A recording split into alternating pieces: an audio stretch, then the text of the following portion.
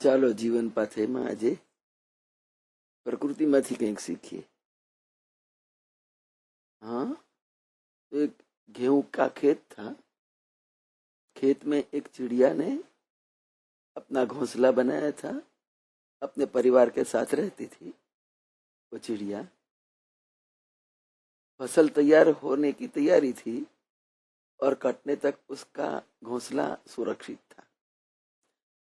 परंतु एक दिन उस चिड़िया ने अपने बच्चों से कहा, अब फसल तैयार हो गई है, कटने वाली है, इसलिए हमें कहीं और घोंसला बनाने के लिए जगह ढूंढनी पड़ेगी।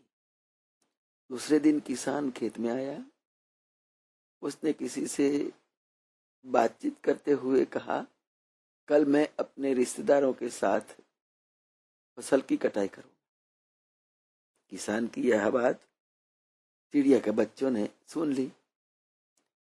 माँ आई और कहा, माँ जल्दी कर, सूरज अस्त होने से पहले हमें और कहीं जगह घोंसला बना देना पड़े और इसको छोड़ देना पड़ेगा, क्योंकि किसान कल फसल काटने वाला है। माँ ने कहा, घबराने की बात नहीं है, वह कल फसल की कटाई शुरू कर ही नहीं सकेगा। दूसरे दिन किसान खेत पर आया। उसका कोई भी रिश्तेदार उसकी मदद करने के लिए पहुंचा ही नहीं, इसलिए खाली हाथ वापस लौटा। जाते जाते उसने कहा, कल मैं अपने पड़ोसी को बुला करके फसल की कटाई करूंगा। बच्चों ने माँ को फिर से कहा, माँ जल्दी कर, अब हमें घोंसला छोड़ देना चाहिए। पर माँ ने जवाब दिया, रुको, अभी घोंसला छोड़ने की क्या जरूरत है। अगले दिन ठीक वही हुआ जैसा चिड़िया ने सोचा था। किसान का कोई भी पड़ोसी उसकी मदद करने के लिए पहुंचा ही नहीं।